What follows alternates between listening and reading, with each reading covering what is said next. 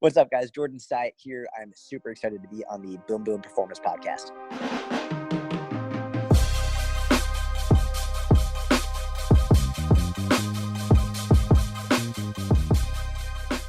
What is going on, guys? Welcome to another episode of the Boom Boom Performance Podcast. This is the one-stop shop for all things coaching. We do not stop at training and nutrition. No, we go much deeper, and we cover all things personal development. That is the goal with this podcast. It's for me to be able to coach you through these speakers and help you personally develop into your best self possible. If you are new to this podcast, please do me a favor. Check out our top 4 most downloaded, most played, and favorite episodes voted by you, the listener, in the show notes right now. Nutrition FAQ, Training FAQ, Nutritional Periodization, and my personal journey into fitness. I am your host, Cody Boom Boom McBroom, and I am super excited for you guys to be here today. Today we have somebody I would consider a good friend now because we just hit it off so well. We talked before and after the podcast, and there's probably going to be more of us in the future. His name is Jordan Syatt. A lot of people know him from working specifically with Gary V over the last, I want to say he said 3 years. It's been a long time. He actually just recently didn't resign, but he slowed down or is training him less frequently, which you will hear about in this episode. You'll hear a little bit about his experience with that, but we're going to go much deeper into training than just talking about Gary V. I love Gary V. I'm a big fan of Gary V. He's influenced me as an entrepreneur over the years, and it's definitely something I think worth hearing Jordan speak about. But the reality is I think a lot of people have already interviewed him on that, and I really wanted to touch base with him on program design because it's something that I think gets overlooked in our industry. Not enough people prioritize program design, having a creative but intelligent structure inside your training. But on top of that, Jordan is a badass when it comes to program design, and him and I have some history or similar experiences, philosophies, and methods, and people we've known, and a lot of different things in each of our paths that are very congruent with one another. So it was really cool for me to have somebody of his caliber come on the podcast and really just bullshit and talk shop about program design, and man, did we cover a lot. And we got really specific on what is going to be best for the majority of general population, and I'm really excited for you guys to listen to this episode because, again, Jordan and I hit it off. We talked about doing a seminar together. We talked about a lot of stuff you're going to listen to, and I think it came to his surprise at how much, and it came to my surprise too, how much we actually have in common, how much we agree on. So rather than this being a debate, I think you're going to really love this episode because as I would ask him questions and I shared the same philosophy, we would just go deeper on a topic and expand upon it more so you had more detail and more specificity to actually apply into your training and your programs specifically. So you guys are really going to like this episode. I won't talk too much longer because I want you guys to get the meat and potatoes from the actual episode you're about to listen to. Jordan is a great human being. I really enjoyed talking to him. I really enjoyed connecting with him. He is somebody I would gladly call a friend. I really hope we can do more work together in the future because, again, we hit it off. But he's also just really smart. He's a very good coach, and him and I use those terms with strong feelings, I guess you could say. And we talked about the importance of being a true coach and what that actually means. And I just vibe with his message a lot. So I'm really excited to bring this podcast to you guys so you can get an insight into how Jordan and I both do what we do, and that's coaching. Before I get into the episode, guys, remember real quick the 2 best ways to help me grow this podcast and get more people listening, more people learning, and more people better results around the world. Number 1 is going to be to head over to iTunes and leave us a 5-star rating and review. And number 2 is going to be to take a screenshot of this episode, post it on your story so Jordan and I can see it. And thank you for spending this hour listening to us and learning with us and growing with us. And then also so we can help spread this message and get more people listening to this podcast so they can learn as well. You can tag me at Cody.boomboom, and you can tag Jordan at Syatt Fitness. And without any further ado, let's get on to this amazing episode with the one and only Jordan Syatt. All right, Jordan Syatt, man, I'm excited for you to be here for a few reasons. As we were just discussing before we started recording, but I had to get this thing going because we were going to start spitting too much value for people that I didn't want them to miss. But before we go into anything, I assume most people know who you are. I posted a while ago before we had to reschedule, just like, hey, he's coming on the show. What do you want to learn? And a lot of people are excited for you to be here. So I know most people know you, but I want to dive into your story, man. A lot of people know you from Gary Vee and training him and all the stuff you do today, and you have a massive following and you provide such great content to everybody out there listening and following. But I want to dive into how it all started, because you actually have a really long and respectable background inside the industry. And I think there's not that many people that understand what it takes to get to where you are today. So I'm excited to uncover that. So let's dive into that first, man. Like, I mean, you can give a brief introduction to who you are real quick, and then let's dive into like how this all started in the first place. Awesome, man. Well, dude, thanks for having me on. I appreciate it. I'm super excited to talk program design, Westside, conjugate method. This is going to be fun. I can feel it. I'm really excited. So basically, I got into training and fitness from wrestling. I was a wrestler my whole life. I started at 8 years old, and I was obsessed with it. Just like my whole life from 8 years old was like wrestling and girls. That's all I thought about. And so by the time I got to high school, I made varsity as a freshman, but I had to cut a lot of weight. So I was cutting from like 112 to 103. But as a freshman on varsity, I was going up against like juniors and seniors. So I was good technique wise. I was good endurance wise. I was good like as a technical wrestler, but strength wise, just I wasn't there with the older kids. So I wanted to learn, all right, well, how do I get stronger while cutting weight and all this stuff? So I applied to a couple gyms around me because I wanted to learn how to strength train. The first gym turned me away. They're like, no, like our clients don't want a high school kid walking around.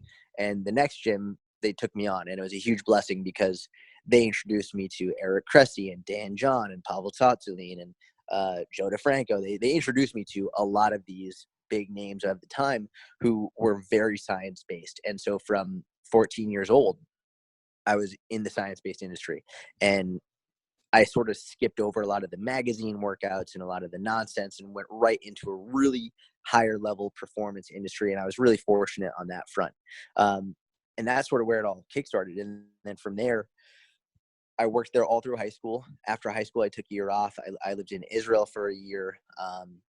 After I was in Israel, I came back. I went to school. I went to the University of Delaware, and I originally went in for exercise science, but I quickly switched because by this point in time, I'd already spent 4+ years reading higher level strength training and conditioning. And one of the things I realized was you could have the best program in the world. You could have the single best written program in the world. But if you actually work with real people, and you're not just like an internet coach, you're like a real coach, like people who like you actually work with, even if you work with people online, but you don't just say you coach people, you actually coach people, you'll realize that most people don't stick to a program.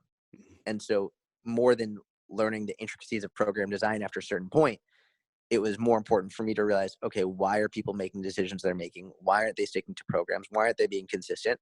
And so I switched to behavioral health psychology to learn more of the psychology and emotion and behavior change behind what people are doing and why.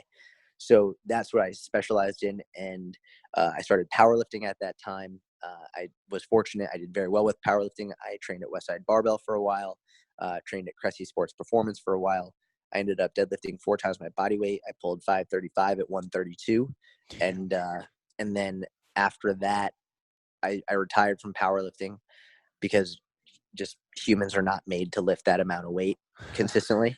And then from there, I've mostly just been putting out content online on my website. I started my website in 2011, wrote over 500 articles there, done a lot of my YouTube, done a lot of my Instagram podcasts. And then after I graduated college, I moved to Israel because I had an online business at that point. And so I was living in Israel, and then through a crazy chain of events, I got the job. I got an opportunity to work and coach with Gary Vaynerchuk. So I coached Gary for 7 days a week, 3 years straight.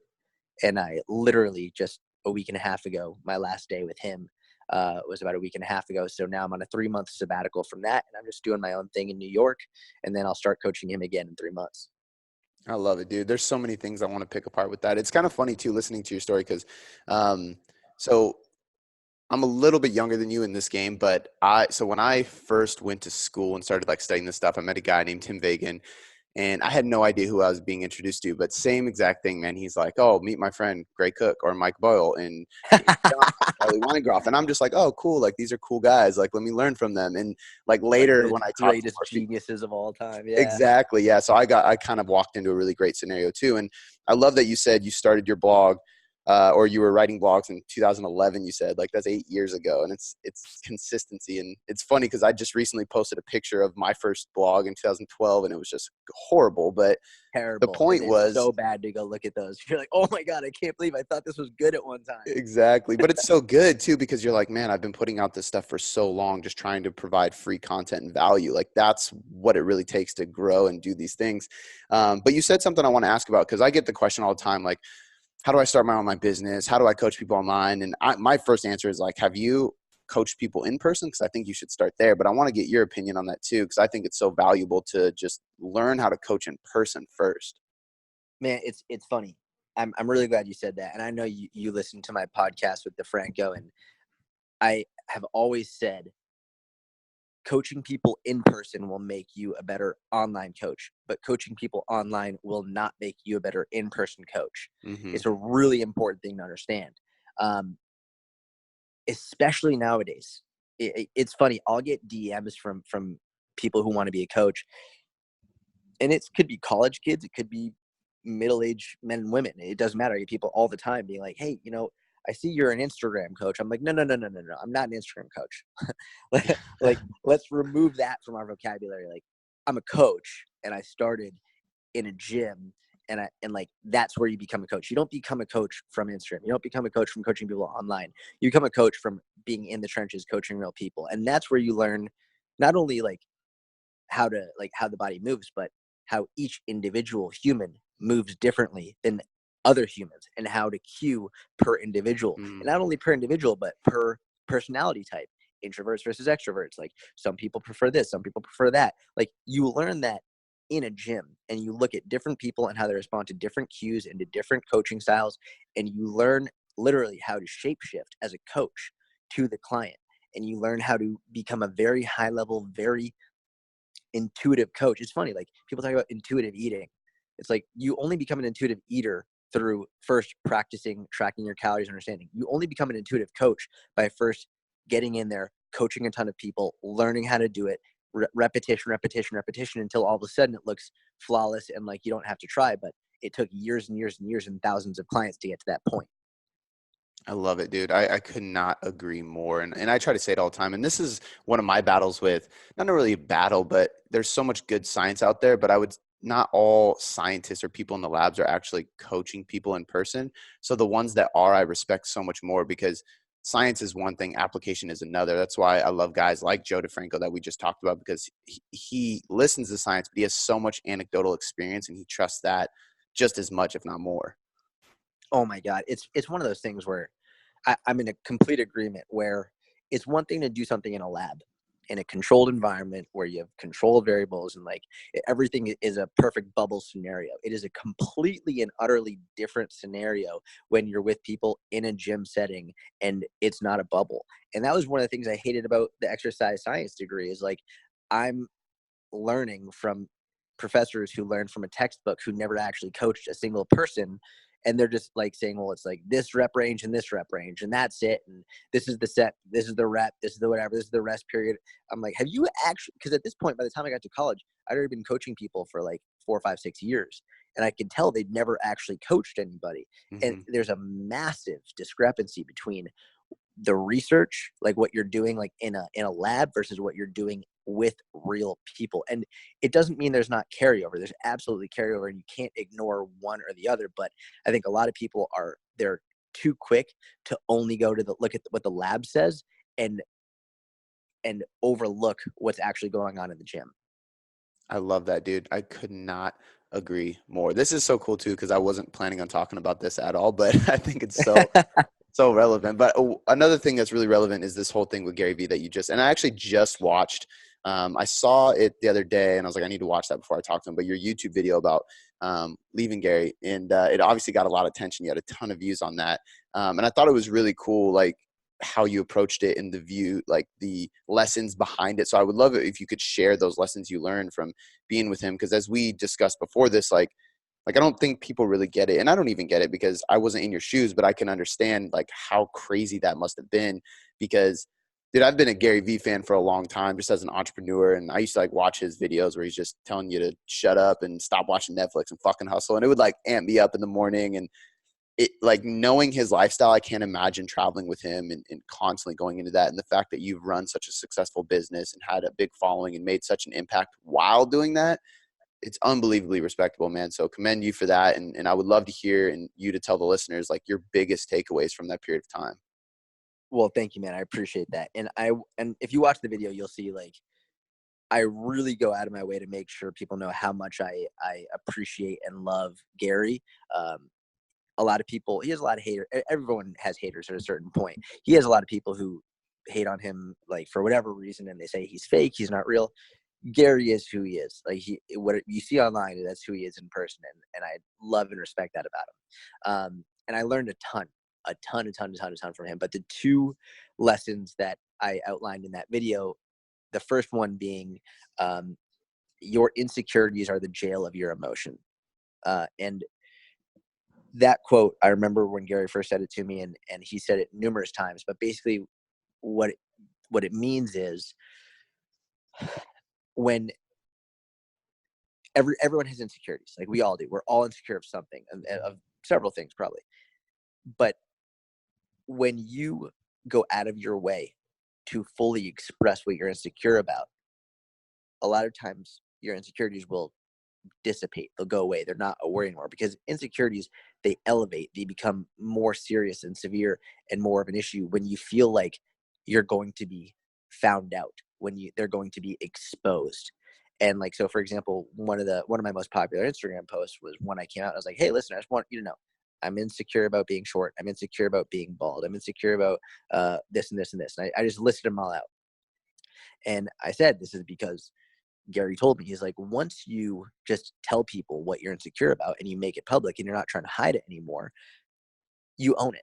And once you own it, you own it, and no one can use it against you anymore. There's nothing to hide. And when there's nothing to hide, you don't have to create this facade. You don't have to put effort into trying to hide anything. You can just truly be yourself. And it was one of the most liberating things to learn, and not just to learn, because I think a lot of us intuitively know that, but I think a lot of times we're subconsciously trying to show everyone that I think we're trying so hard to show people that we're not insecure, that we're actually hiding our insecurities in doing that. And the more you can really go out and be fully honest about the things you're insecure about, whether it's your fitness, your business, your relationships, your own self, whatever it is, the way more liberating and freeing it is. And a lot of times in relation to social media, people say things like, oh, social media, it's just, it's so, I get burned out of it. I get so tired of it. Like, it's so draining. It's draining when you spend so much of your time on social media trying to hide your insecurities, when you're trying to create this image of a self that isn't actually yourself. But when you are truly yourself and you're just presenting yourself as you are, it's not draining, because you're not putting energy into creating anything that's not real.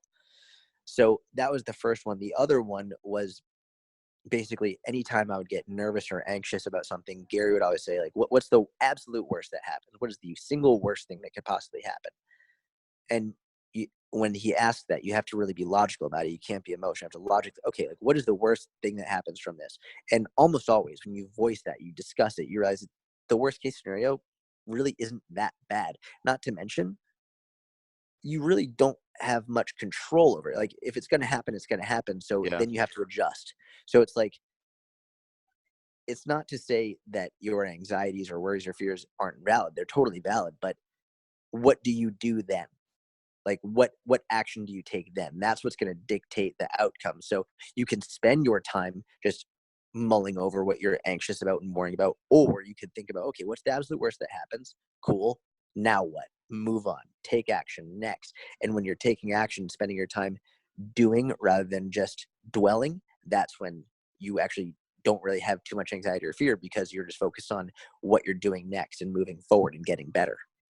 Yeah, dude. I think that with the first thing is like to relate it to a coach. I think people need to remember too that as a coach, you're a leader, and the more transparent you are, the easier it is to lead. The more people want you to lead them, right? The more people trust you, the more people respect you, and the more people are going to trust you with their body or their coaching or whatever you're coaching them in. And I think people trying to put on a facade is like the worst thing you can possibly do as a coach, because it's not going to attract any clients. And you're not going to be able to help them fully because you're not being yourself. So I love that you said that, man. And the second thing makes me, I've said this quote on this podcast a million times, but a mentor of mine used to always say, action alleviates anxiety 100% of the Yep. time. And it's so Yep. true. Like if you just take action, you'll stop fucking worrying about it.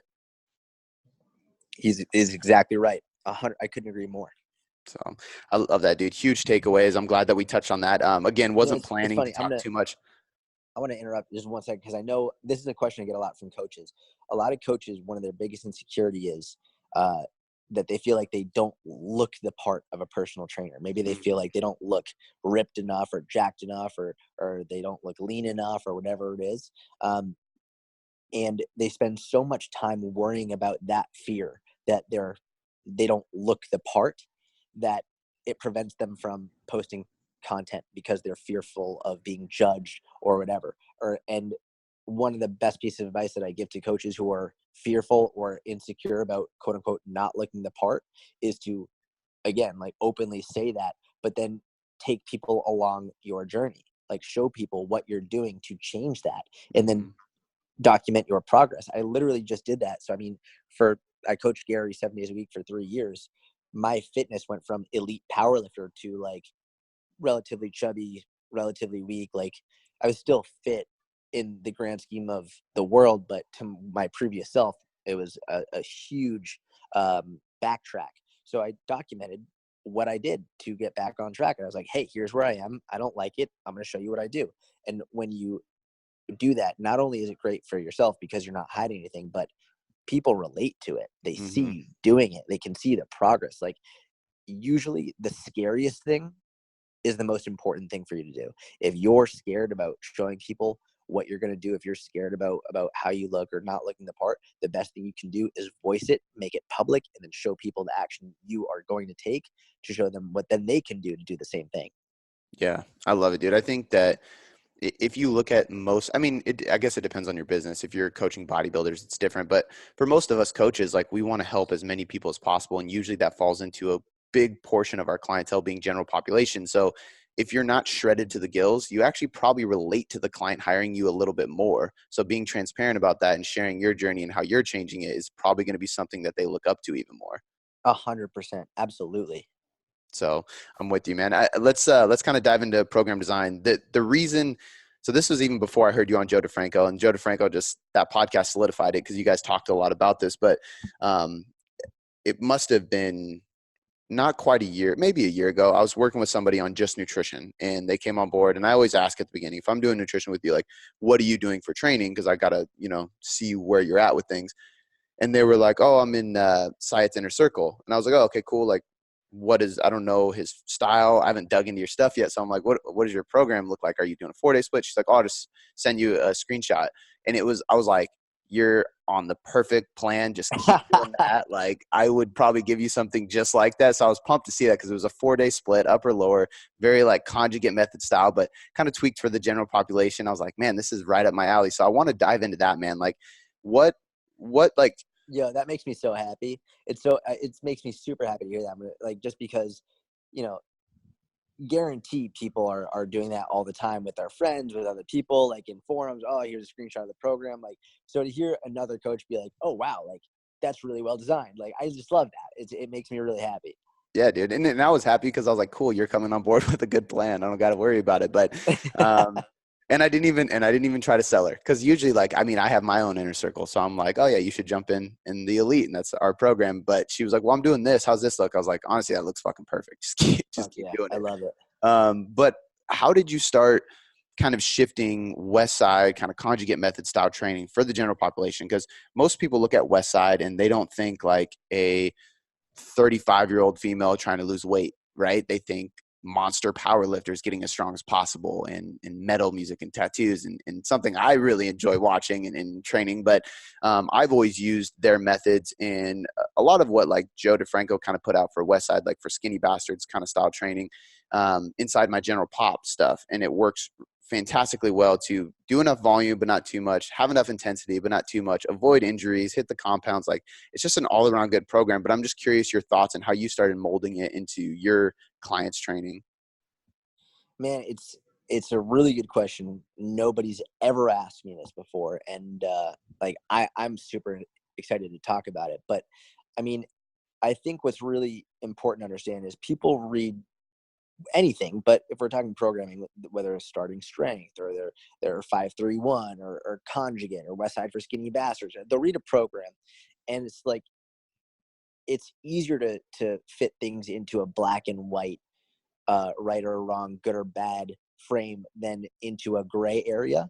And so when people hear Westside, they just think, oh, you're working up to a max every week, and then you're doing speed work every week, and they only see the way that Westside does it, and they're like, okay, well, that's just it. That's just how you do it. It's like if you understand the principles of good training, if you understand the principles of max effort, if you understand the principles of dynamic effort, if you understand the principles of the repetition method, then you understand that those are just the ways that Westside adopted it for powerlifters. But you can adopt and use you should use those same principles, but change the methods to the individual. It's a really important concept to understand. That's why you can't just look at methods. You have to understand the underlying principles of everything so that you can be a critical thinker, a critical coach to really say, okay, cool. This is how Westside does it for like massive powerlifters. Like, how can we take these same principles and apply them with new methods to a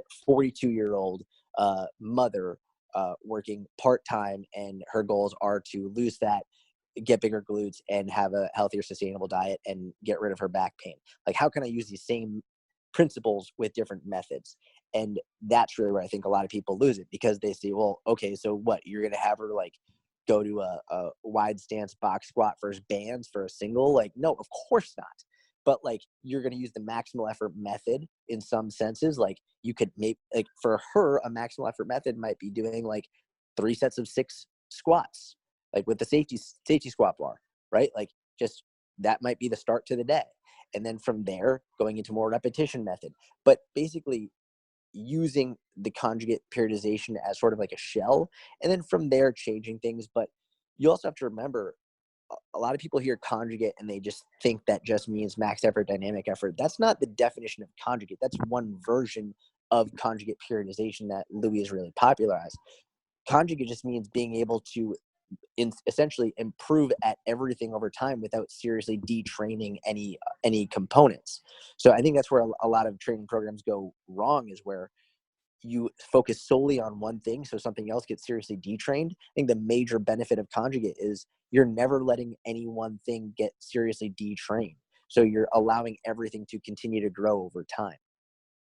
Would you say that that's one of the biggest benefits for general pop? Because I see bodybuilders that have like a strength, like 1 or 2 strength mesocycles in a row, and then they have like 3 to 4 hypertrophy mesocycles. And it makes sense because they're periodizing over a year. They're trying to get as big as possible step on stage. But when you look at general pop, or like a client signing on with you for online coaching, are they going to be with you for 3 months, 6 months, 12 months? Who knows, right? Like, let's utilize every day and every week as best as we possibly can. And to me, that's like that last part you said is exactly why we shouldn't detrain anything, and we should be training multiple things at once. I 100% agree. It's a super important conversation. Like, I wish more conversations like this were happening. I love this, because if you're looking at an elite bodybuilder, of course, like, they're going to have to go through more severe and more strict, deliberate cycles in which they're focusing on one thing to bring up an individual weakness or whatever it is. And of course, in that time, something else will be detrained. But that is like for an elite specialist in what they do. Whereas general population, the amount of room they have to grow is so gargantuan. It makes zero sense to solely focus on 1 or 2 things when you could literally get better at all of them at the same time. And just the amount of space and room they have to grow, not only is I think it's irresponsible to really put someone on just a strict cycle solely focusing on one thing, especially if your goal is to get them to be able to understand how to train safely and effectively without you, which I Mhm. really think should be the major goal of every coach, to get to the point where your clients can go on their own and do it without you safely and effectively, and continue to grow and get better. And teach them, like, listen, if you want to add some metabolic conditioning at the end of it, by all means, here's how you do it. You can do that. If you don't want to add metabolic conditioning, that's fine. Here's how you can adjust the volume in the rest of the program to make up for that if you prefer. But like, if you really want your clients to get the most bang for their buck in a general population setting, understanding conjugated periodization is tremendously important. I think like one of the big things that we've in my team, we have a few coaches that work underneath me that we've kind of implemented our coaching that has helped us grow, is that we tell people from the get-go, like, hey, our job is to teach you. We're educators, and I want you to ask questions, and I want to tell you exactly what, why, and how about everything we do inside training and nutrition, because at some point in time, you are not going to work with me. And that's just the reality of things. So if I don't teach you this, you won't be able to sustain it, and then I'm not doing my job. And I think that's where a lot of coaches fail, is they aren't open about that, and they're not willing to kind of double down or put more effort into the education side of things with their clients. I agree. And not only that, a lot of coaches get upset when clients ask questions, which is mind boggling to me, where like coaches get upset. Well, why am I doing this? Now, I understand if you have a client who questions every single set, every single rep, every single exercise, yeah, that can be obnoxious. And I've had those clients and I've said like, hey, listen, I'm more than happy to discuss this, but if you're going to ask literally every single thing, like this is a completely different relationship. This is a different coaching relationship. But if a client wants to know why, it's your responsibility to teach them. And I'll do that in the notes of my programs where I'll be like explain why sometimes. Like, you want to do this because of this. Just brief explanations, a little bit here and there. A lot of times do voice memos, like a voice memo to them. Hey, just so you know, this is for this. If you're doing speed work, this is understand this. Like, I want you to give them some external cues to understand how to do one thing and an internal cue to understand a different thing. Like, make videos for them. That's why I think making videos for your clients is unbelievably important. Having a video database, not just with you doing the exercise, but you explaining the exercise. I think a lot of coaches will try and put videos of themselves online, and there is value to having a 10-second video or even like a GIF, however you say it, where like you just see the movement done. So it's a quick one, but the best thing is like a 2 to 3 or 4 minute explanation where you give them the cueing, you give them the common mistakes, you give them things to look out for, like education, so that they can do it on their own. That is the ultimate thing, because like you said, they're not going to be with you forever. And the last thing you want them to do is be done with you and then go on Instagram, see some motherfucker who has no clue what they're talking about and be wrongly influenced by them. Like, I think the best thing a coach can do is make an individual a phenomenal critical thinker. One of my favorite quotes of all time, I don't know who said it, I wish I could give them credit, but is the best teachers show you where to look, but they don't tell you what to see. So like, you show them where to look. You give them enough information and knowledge to get people to be able to critically think and analyze and question, but to also learn how to make it their own and to understand, like, listen, this is how I do it, but I also want you to be able to feel free enough and have the knowledge enough to understand the principles, but change the methods based on what works best for you. I love that, dude. That I just wrote down that quote because that's amazing. And this is honestly, I love how eye to eye we see on everything. It's funny because I had a client ask me before, and I don't see that many coaches do this. They were like, wow, I'm really surprised by your notes section in the program, because I have like my template and then there's like a big note section. And I was kind of like confused. I was like, well, how are you going to know how I want you to do the exercise? And I write, and this is going back to that in-person feel. Like, I coached people in person for so long, learning the right things to say about how to get them to perform a movement safely, about like packing your chin or creating a neutral spine or tucking your tailbone and like little things like that. The way you explain it to somebody is how they achieve that posture, that movement pattern, and so on and so forth. So like, hearing you say that, and then the videos, and like, did I have an 8-minute video of me going over like 2 reps on a dead bug? But like, that's what really teaches people, because again, like, I can do a dead bug and have no audio and you will have no idea what the fuck's going on. 100%. Absolutely. It's funny because as you were saying this, like, I was getting flashes of memories from one of the first gyms that I worked at a college. And I just remember, it was so funny. I remember there was a class that I was coaching with one other coach, and I didn't like this other coach because this was the kind of coach that they would try to use big scientific words to sound impressive rather than try and learn how to explain things in a way that everybody can understand. So I'll never forget this. There was a class going on. We were having people squat, and basically one person was way overarching their lower back, like too much. And it was hyperextending their lower back. And this coach is just yelling at this person being like, posteriorly pelvic tilt, posteriorly pelvic tilt.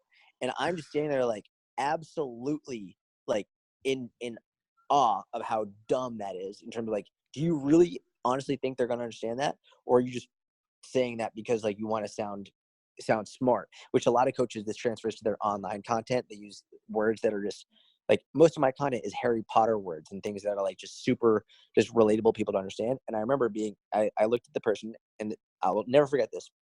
I was like, right now you're standing like Kim Kardashian, and I exaggerated and showed them. What I want you to do is I want you to imagine you're a dog and you're a sad, scared dog tucking your tail in between your legs, and boom, fix it immediately. And like, these are things that you only learn as an in-person coach with people in person. Mm-hmm. And it took me a long time to come up with those cues. I tried a million cues before that, and then that one stuck. And then I have backup cues, and then backup cues on backup cues. And like, those are the things that you'll put in the notes section in your program. People are like, oh, wow, it's like you're doing a dead book. It's like, yeah. So I want you to imagine that like my hand is underneath your back and you're squeezing my hand as hard as you possibly can, like thinking. And then for some people, external cues work well. For some people, internal cues work well. And you got to try them all. And like, it's just, you got to coach people in person. Not only that, for coaches who want to build their online business, coaching in person helps build your online business. It's coaching in person is the game at the beginning. Yeah, dude, it's so funny. I have a quick story that's very similar, and then we'll get on to this next question. But I was interning for a guy named Luca Hocevar in Seattle. Oh And yeah, I know Luca. okay, yeah. So like I worked at his gym for 6 years. But when I was interning, I remember like getting kind of comfortable, and a client was doing like a kettlebell deadlift, single kettlebell deadlift, and I wasn't saying anything. And he was like, "You're not talking enough." And I'm like, "What do you mean? Is this a fucking kettlebell deadlift?" And he like stepped out and coached it, and he like yelled. I mean, yelled in a positive way, but like 80 cues for like 30 seconds of a kettlebell deadlift during a boot camp. And I was just like mind blown. Like, okay, I get it now. He was like, the intensity and effort of her kettlebell deadlift and her experience of being coached just 10x'd because I was thinking of cues that will relate to her, and I was telling her how to do it, and I was pushing the side of her knee so she would rip the floor and brace her hips. And I was just like, fuck, that is amazing. Like, that's when it really clicked for me. And this is, I mean, I was like, when I met Luke, I was 18 years old. So this was like the beginning of everything for me, which helped me so much at the beginning. But I couldn't agree more, man. I just think it's so powerful to hear somebody of your caliber talk about this, because the online coaching space it's appealing. So I understand why people want to jump right into it, but I just want people to be patient and go through the work that it takes well before you get to that point. You know, I read a quote last night. It was late last night, and I don't know who said it. It was a skateboarder, and basically the skateboarder was like, you don't become you're not a skateboarder because you like skateboarding and you skateboard. You're a skateboarder when you can't imagine not skateboarding, when you can't stop skateboarding. And I was thinking about that in relation to coaching. It's like a lot of people get into online coaching because they think it's easy and they think it's a good way to make money. That being an online, that doesn't make you a coach. Being a coach is like when you fucking love, when you are going out of your way, when you couldn't imagine not learning anatomy and physiology. You couldn't imagine not studying psychology and human behavior. When you couldn't imagine not coaching in people person, if you know it's going to make you a better coach and get people better results, it's like, okay, I couldn't imagine just jumping right into online coaching because I know coaching people in person is going to be the best move for me long term. Like, that's what makes you a coach, when you are so driven by the idea of getting people better and getting yourself better, that making more money or having a bigger following, like that's it's not that's bad. But if that's your driving factor, if that's your goal, like, you're not a coach. Like, that's not what you're doing. Like, you're trying to build a business, and the best way to build a coaching business is to start by being a great coach. Coaching business, coach comes first. You become a great coach, then you build a business. This podcast is 100 times better than I was imagining it being, dude. I'm so happy we're going this route. But I want to touch on programming again before we get sucked in this rabbit hole. I'll have you on again. We can go off on coaching if we have to. But going back to programming and conjugate, there's a couple other things I wanted to touch on. The first one is, conjugate method, Westside, it's very upper-lower split dominant. And I tend to prefer that with a lot of people, but I still do like to use full body, especially if there's just certain people that will adhere better to a full body because they just enjoy it better. And I think that's pretty damn important inside of program design, is like what the person actually wants to do. But I'm curious as to how you shift to a full body program. When do you implement that with people? Do you still use the methods and the principles of conjugate method, Westside method for full body? Do you completely switch it? I just want to get your thoughts on this. So basically the only scenario in which I would use a full body program is if I'm doing like a 2-day a week or a 3-day a week split. And I want to clarify, because even when I'm doing a 3-day a week split, I still prefer not to go full body. Because if you're going full body on a 3-day a week split, you have to be very deliberate and conscious and understanding that you have to have emphases within each day. Like you can't go hard full body every day for 3 days. Like you have to have, an emphasis on maybe lower here and emphasis. So basically if I'm doing a 3-day split, the way that I structure it is I start lower body and then I'll go upper body and then I go full body, because I start lower body first, because generally speaking, like I've found that lower body gets way more sore and that soreness lasts longer. So I want to be fully recovered. Let's say I do full, lower body Monday. If I'm doing full body Friday, that's usually enough recovery time for lower body. I could do lower body Monday, upper body Tuesday, full body Friday. Now I've had enough recovery time. I feel good to go hard on that full body day. I think a lot of people screw up full body 3-day week plans when every day is seriously hard full body. If I'm doing a 2-day a week plan for someone who travels a lot or whatever, then I'll go full body both days. And like, I could go like Tuesday, Friday, and it's totally fine. But again, I think that it's really about understanding the principles, because the way that I think of it is like, if you really understand the scientific principles of good training, then it will never make sense not to use some form of conjugated periodization within essentially every program you write. Like it just doesn't make sense at a certain point. Like I would say for a complete beginner, brand new, absolutely just starting out, like sure, you don't really need much dynamic effort work. Like it just doesn't make much sense. But anyone beyond that level, like I don't see a reason where you wouldn't want to include everything within a microcycle. It just doesn't make sense. Yeah, no, I 100% agree. One of the things I wanted to ask you was actually kind of talking about, like you just said, if you go balls to the wall every time you do full body, you're screwed. You're not going to be able to recover and adapt and actually train well. You're just going to be sore all the time. Do you tend to kind of wave or undulate intensities throughout the week, no matter what the program is? I see a lot of people that think every time they lift, they just got to go all in. And I think it's important to not necessarily deload every other training session, but you should have some days. And this is, again, going back to the max effort and dynamic effort kind of method. But I think everybody should kind of have that undulation of intensities throughout their week. You have to. You absolutely have. And again, I will say, the more advanced you get, the more important it becomes. When you're just starting out, actually, it's super important as well, because I think one of the biggest mistakes people make with beginner trainees is they're like, they know that they have newbie gains. And so like, oh, you got to push, you got to push, you got to push it. I'm like, someone who's brand new, they'll get stronger with 40% 1 rep max. You don't need them straining super hard. Like you could literally go less than half of their max lift ever, and they'll still get stronger because they're brand new. So like, what the fuck are you rushing them for? But then as they get better and better and better and more advanced, it becomes super important to learn how to undulate volumes and intensities throughout the week and throughout the month and the year, because you're inherently going to be lifting a higher percentage of your body weight, more and more weight.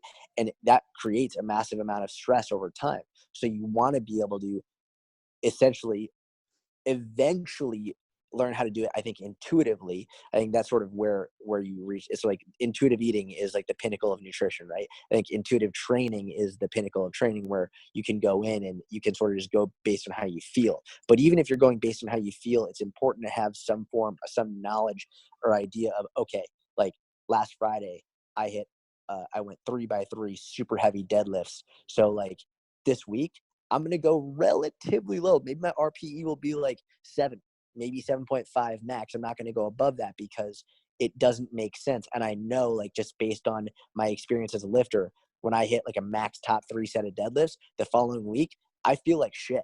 mentally, physically. Like it's difficult for me to get up to a really high intensity mentally, physically, emotionally, all that stuff. So I'd rather automatically bring the volume intensity down a little bit so that there's no reason to go up there because I'm not going to get better from it. I'm only going to put myself at risk from a physical perspective, and like I'll get discouraged mentally. These are all things that you have to understand is the mental side too. It's like, are you going to be discouraged? It's sort of like when you step on the scale, like, are you going to get discouraged that like your weight spiked up, or like are you just going to be strategic and logical about it and understand like I know I'm not going to be as strong this week, so I might as well just bring the intensity down a little bit and be okay with it. I think there's like two big takeaways for coaches right there. Like for beginning clients, the minimal effective dose is probably the best route to go. And then for everybody else, I kind of look at it almost like DOMS, like delayed onset muscle soreness, but from a nervous system standpoint. Like you'll go hard in the gym and sometimes you don't feel like mentally taxed the next day. So you go hard again or whatever it may be, but it's a lagged effect. And you don't want to get to a point where you're forced to deload because you just feel lethargic and depressed and moody. And you're like, what is going on? But it's because you have been cranking on intensity week after week, not thinking about what you're talking about right now. Yeah, I agree. And it's funny, like I don't really ever, the only time that I personally would take a full deload week as a personal lifter doing like my own thing is when I was deloading to peak for a competition, when I was specifically like trying to super compensate for a competition lift. Mm-hmm. Otherwise, I go by the day. Like I go and I have a very good understanding of where I'm at and like where I'll be able to be. Just like once you get to a certain point, you can sort of know, okay, like last Friday I did this and then I did this. And so I know that probably around this time, I'm going to start being a little bit more tired, more lethargic. I'm not going to do as well just based on your history. So like, I'm way more open to going in the gym and be like, I'm going to just take it relatively easy today. And when you're okay with doing that, then a lot of times you don't even need a full week deload. It's just like when you're smart with it day to day, then you can take a low day, maybe take 2 low days and then come back stronger rather than absolutely destroying yourself and then needing a full week off. That's what I love about the RPE because, I mean, you work with a lot of clients that aren't that in tune or aware with their body as well, I assume. And having the RPE scale and teaching your clients about that is a super helpful tool to make sure that you can kind of avoid having to take deloads all the time or being forced to. And I think everything you're saying is so valuable to listeners, man. I agree 100%. As we're talking about all this stuff, something I get asked about quite often, I'm sure you do too, is the programming difference between men and women. Like going over everything we're talking about, where do you see actual differences between what men and women need to do? It's super funny. A lot of people in culture right now, there's a lot of being like, they should train exactly the same, always train exactly the same. I'm like, that's like saying all humans should always train exactly the same. Like whatever happened to the individual? Like you have to look at the individual, what the individual wants, what they need. Like, are there some men and some women who will train like very, very similarly? Yeah, of course. But there are some men compared to other men who are going to train completely differently. You don't base it on gender. You base it on the individual. And then also you have to look at just overarching trends and just basic facts of what like might work best for them. I've found almost across the board, women do much better with a little bit lower intensity, a little bit higher volume. Yep. They do better, especially Gen Pop. They do better with a little bit of more metabolic work at the end of the workouts. They feel better. They enjoy it more. Like it makes them happier. I found that women they tend to rest less. So as a coach, it's your job to make sure that they're actually lifting heavy enough in the beginning of the workout and making sure they're taking enough rest, because they'll sometimes it's just too quick. They'll be, all right, go, go, go. Like, and like for whoever's listening, for whoever's like, and be like, oh, how dare you? It's like, this is a general comment. Generally speaking, it's not all women, but that's what I found after coaching thousands of women, that you have to really make sure they're getting enough rest, lifting heavy in the workout, and adding some metabolic work at the end tends to be a really good idea. Whereas men tend to do better with a little bit higher. Actually, it's interesting with men. It's like, it really depends. It really, really depends both with men and women, but so goal dependent, right? Like I'm coming from the perspective of myself where I spent so much of my lifting career deliberately trying not to gain mass or size because I was competing at a lower body weight and I didn't want to get bigger and go out of my weight class. So for me, it was relatively high intensities, relatively low volume because I didn't want to put on too much size. Whereas I think from an overarching health perspective, but also for most men's goals, a little bit higher intensity, but also like making sure volume stays pretty high as well, so you can gain extra size. But on top of that, really, really being able to moderate the intensity and be acutely aware of it. Of like, listen, you don't need so much intensity to continue getting stronger. Like there, especially as you get older, the older you get, 30s, 40s, 50s, focusing on intensity is after a certain point, it's too risky. It's a little bit unsafe. Is it really going to help? Is adding 10 pounds to their deadlift really that important? Like I'd rather focus on volume a little bit as they get older. If they're not a competitive lifter, if they're just focusing on health and fitness and muscle and bone density, it's like, you don't need to be always trying to up the intensity all the time. I love that. I heard this a long time ago, but this is when it kind of clicked for me. And I heard this when I was probably 21, so it didn't click with me yet because I could train differently than I could now. But Jason Ferrugia said, "What's wrong with striving for an 8 rep max on a dumbbell press or something along those lines?" And it just kind of clicked with me, like, yeah, like who the fuck cares what the exact PR is? Like, let's just focus on progressing, period. And when we look at Gen Pop or anybody aging for that matter that like actually cares about joint health, it's probably something to consider. Absolutely. And it's funny. I was just talking about this morning during my workout. We were vlogging it, and it's one reason I like rep ranges, like an 8 to 10, we'll call it, right? Because within a rep range, you give yourself a lot of room to grow and hit PRs that don't even necessarily include adding more weight. Because if you have a rep range of an 8 to 10, and let's say, for example, you're doing a dumbbell bench press with 50s, and on week 1, you hit 8 reps with 50. Week 2, you hit 9 reps. Week 3, you hit 10 reps. Then literally each week you've already hit a PR because you're doing more reps, and then you can go up to 55 and go back down to 8. So rather than only focusing on using more weight for that rep range, now you have for 1 rep, you have now a rep range that you can improve on simply by getting more reps in with that same weight. Yep, I agree. I use the exact same thing. I have a couple more questions. I want to respect your time, Megan, because I know we've been going on for a while now. But I have one Dude, more no training. rush. I love this. No one talks to me about this stuff. So however long you want to stay on, I'll stay on until like Saturday. I love that, dude. It blows my mind. As soon as you said, "Oh, nobody's asked me this question," when I first brought up conjugate method, I was actually shocked. I was like, "How? How do people not talk about this?" And it's because nobody knows about it anymore. It's the thing when we was talking before we started recording. It's like, I remember when I was training at Westside, it was a big deal. Like people were like, they knew what Westside was. But now, because a lot of people are becoming coaches just because they see someone on Instagram doing something, like, oh, I could be an online coach. It's like, oh, fuck.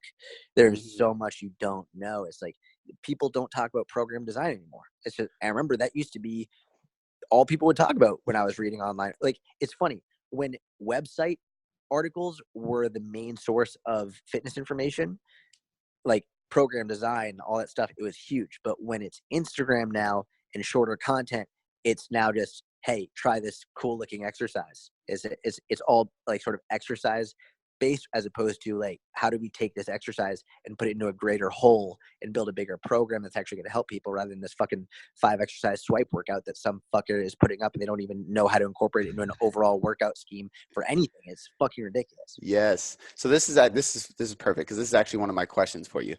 Like, speaking of, I don't want to say exercise sequencing and the people listening think I mean like, oh, pre-fatiguing your chest before benching. Like, that's not what I'm talking about here, but the sequencing of a program and how important it is to do certain things after another in certain days before a different day, and like how your week flows and how the program flows and how your energy is throughout the program. Because the thing I wrote down is I agree with you 100%. I think that everybody is so exercise focused. And when you look at a lot of programs, they're so focused on each isolated exercise that when they put them together on a plan, it doesn't make any fucking sense. And there's no scheme or rhyme or rhythm. So I wanted to get your thoughts on that and how important it is to actually put things in proper placement and focus on movement patterns and so on and so forth.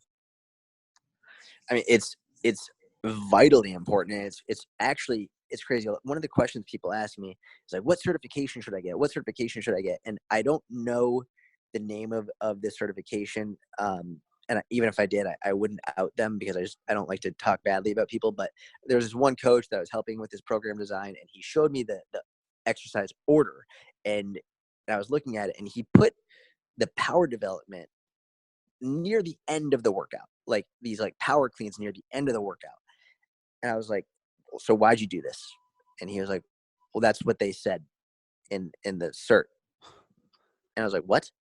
And I was like, no, I think you probably got that wrong, because it's a really reputable cert. It's a big cert name. Like it's a really big name. And I was like, I think you probably got that wrong.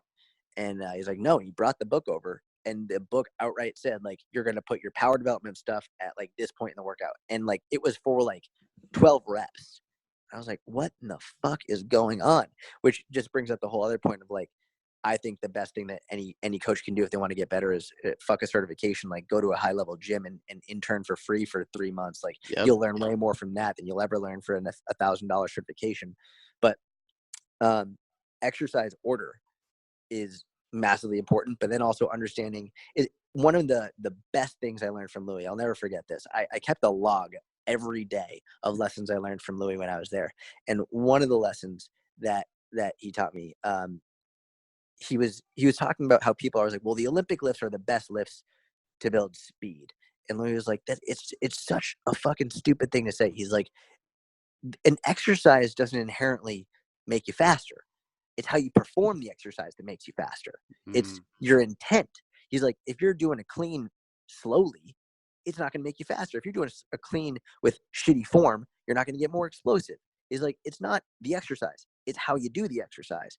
He's like, I would rather do speed deadlifts because the technique is relatively easier, because like you're not worried about like the bar going all over the place, because like you can focus on putting as much speed and power and force into the floor without worrying about the other extra stuff that goes along with the clean, which is much more technique intensive, or a snatch. He's like, and that was it, intent and conscious behavior is super important in lifting in order to get the benefit of the exercise. It's not the exercise, it's how you perform it.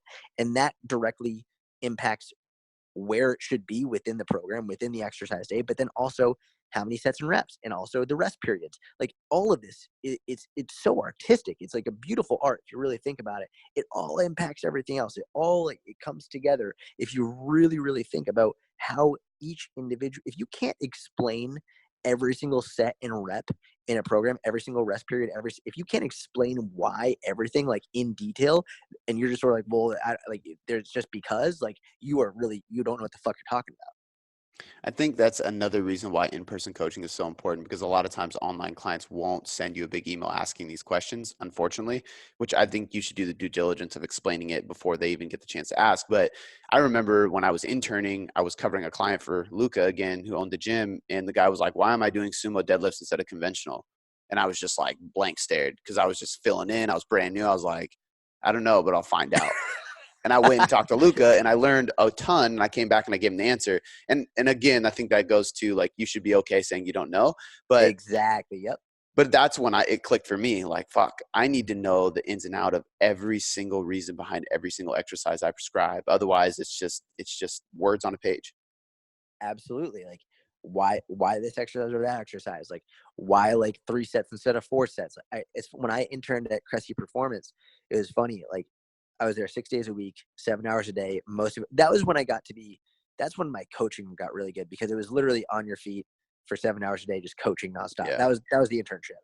And I remember at the end of the day, I would go into the programs, into the files. I would just pull a handful out and I would study them. And Eric, God bless him. Like I would just go up to him and be like, why'd you do this? Why'd you do this? Why'd you do this? Just like ask him like, oh, and he literally limited me to 3 questions a day. After that, he was like, you get 3 questions, make sure they're good ones. And like, it's so important. Like there's nothing else to say. Like you have to understand that stuff. You have to get it, especially the higher level program design you're doing, because it's vitally important.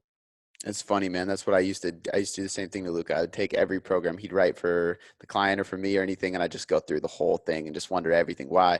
But I think that even goes back to what we were talking about at the very beginning. Like, if you don't have the desire to really want to fucking know why to everything, I don't think you're really in the right space. Like, you should really, really want to know why behind everything, how behind everything, what to do, when to do it.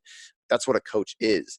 So I think that's so important. And besides interning, because I give the same answer, people always ask me like, how do I learn more about program design then? And I'm like, well, you should probably go intern somewhere or hire a coach and ask them questions or something. But do you have any like book recommendations or anything? Because I know people are going to email in and ask me that after this. Well, actually, before I even do book recommendations, I want to say what you just said was super important. Like interning is I think the most important thing. Like it's the best learning experience. If you're really passionate about it, then you're not going to be upset about interning for free, because like the value and like the knowledge you'll gain will pay itself off like a million times over.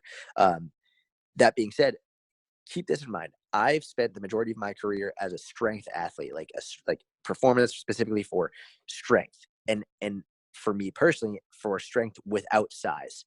I literally 2 weeks ago hired a coach. I hired Paul Carter, who is an incredible bodybuilding coach who does like specifically for size, because I want to learn.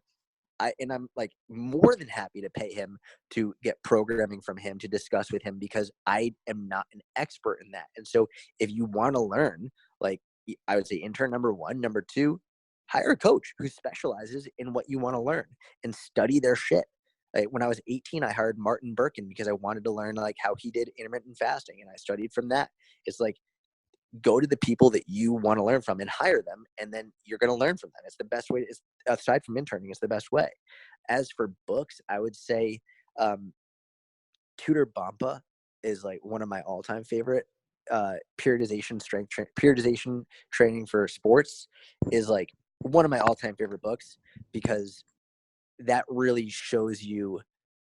I remember reading that for the first time and just looking at how all of the cycles were planned out, and like how each cycle had deliberate intent, and like looking at how far out they were planned and how meticulous.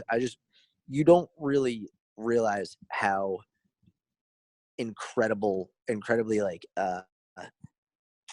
intricate this is until you see something on that level. And Bompa did a tremendous job of outlining how to do different periodization styles, and showing you like how like it might differ for sport and positions within a sport. Like how, obviously a running back isn't going to get the same type of training as a linebacker, or hope you wouldn't. Like it's different training styles for different sports, and what they need to display on the field, and like what their strength and performance demands are. I think that was a really, really great book for me.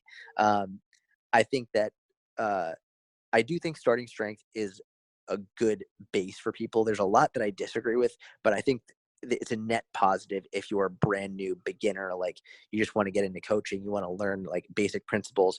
I do think it's worth a read. I would just say don't even open the nutrition section. It's a waste. Do not do not read the nutrition section. It's outrageously ridiculous. But the principles are in there, and I think it's important. I also think the technique stuff isn't 100%, but it's a good net positive. I would say those are great books. I would say The Science and Practice of Strength Training, if you're really into the science and want to really learn more like what's going on a muscular level and like a neurological level. I think it's really, really important and very interesting. I would say Special Strength Training for Sports. That's a really fun book. That's like you get a lot of cool insights in there. It's I think it was translated from Russian, and so like you'll see a lot of like the drawings in there that like clearly like these like stick figures doing these exercises with that. Just it was, I'm almost positive that was from Russian. It was translated into English. It's a really good book. So those would be my top ones for sure. There's that quote. I think it's like principles are few, methods are many, or something like that. And I think Yes. that's key, right? Like all these books and the science and program, there's a lot of principles that don't really change. Dan John, Michael Boyle, the FMS guys, like all the Gray Cook, all these guys, like they have so many principles they can teach you. And I think to add on to everything you said, I would say go buy just programs. Like go buy a Joe DeFranco program, go buy my program, go buy Jordan's program, go buy John Russin's programs, go buy all these programs and just see how people take all these principles and use their own methods to make it a plan. Because that's how I learned too a lot. Like I bought programs, I bought I've coached with so many different people for my own fitness journey, so I can just see how they put shit together. And it just makes you really start to think differently and put things together in your own way. And I think that's how you kind of create your own style, and people begin to enjoy your program because your method is different, but you got to stick to the same principles. Absolutely. I love that. I absolutely love that. Dude, like, fuck, man, we need to hang out. I loved it. I fucking love you, bro. Like, holy shit. This is the first time we've ever spoken. I'm super impressed. Like, I don't say that lightly.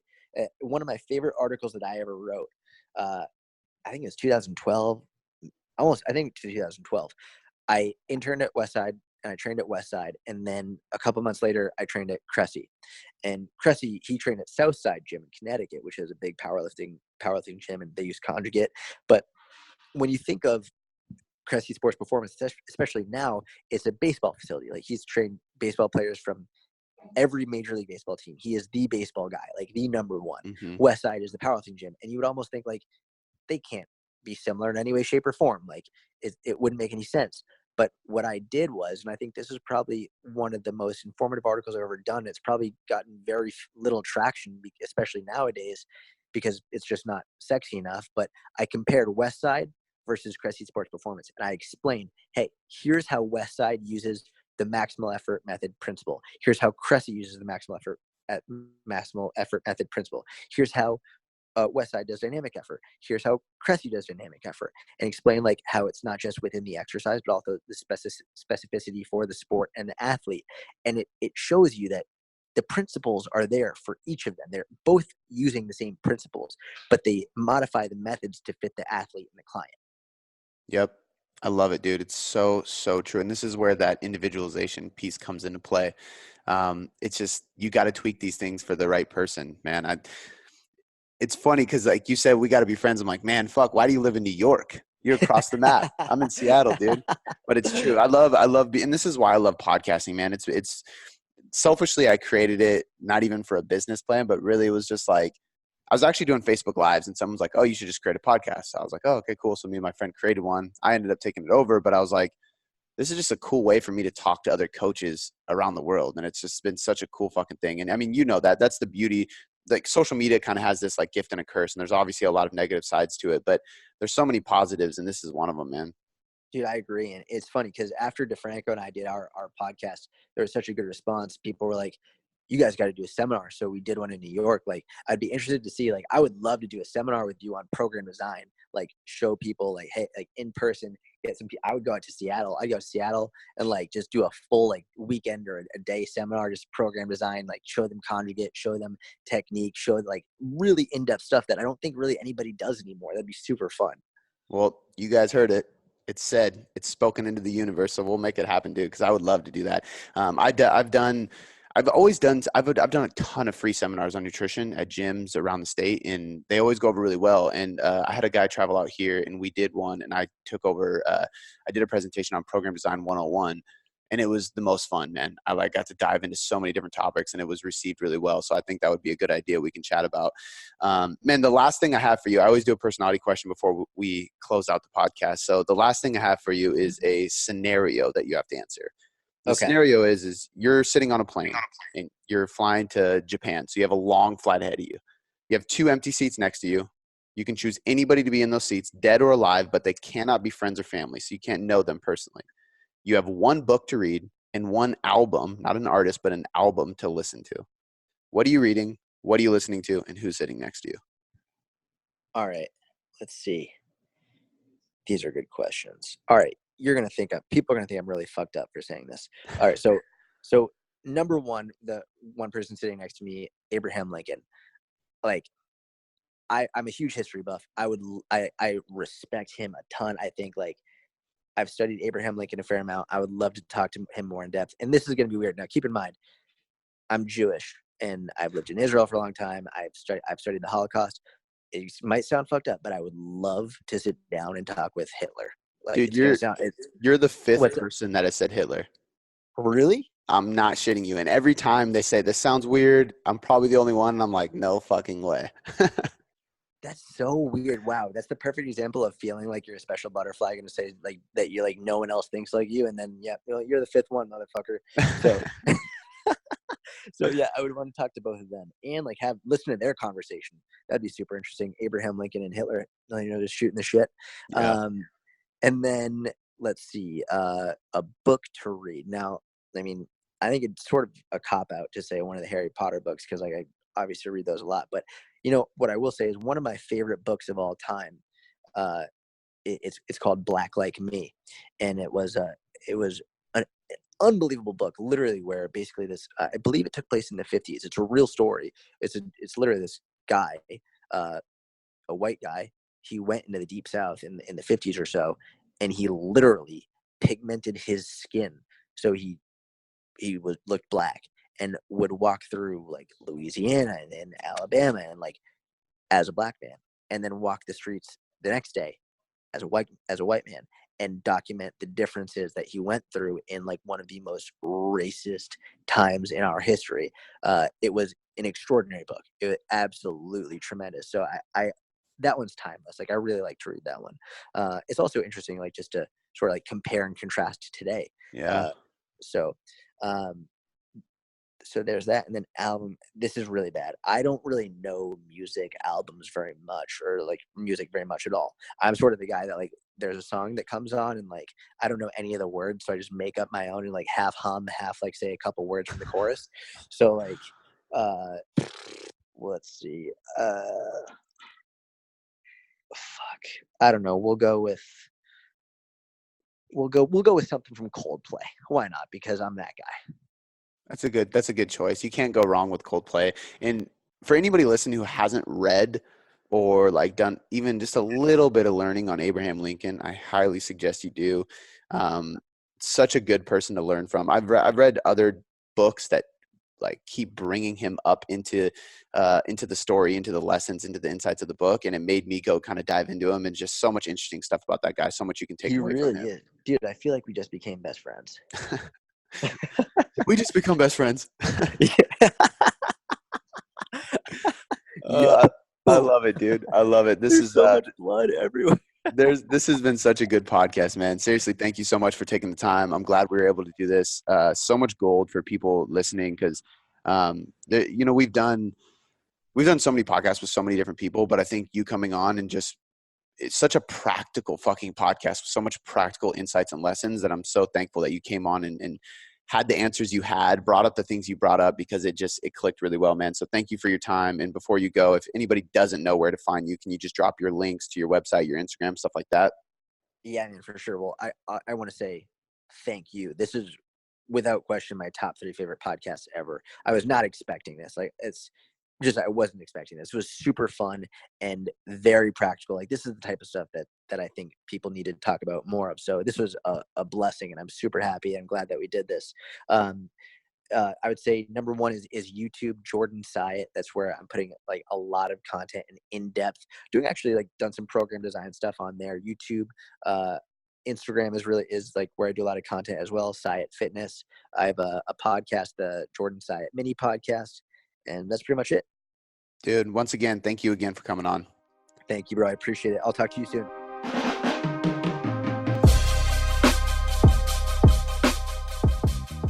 Before I let you go, I just want to say thanks. I seriously appreciate you spending this last hour or so with me, educating yourself to get better results. It still humbles me to this day that people around the world literally have me in their headphones or their speakers just to learn.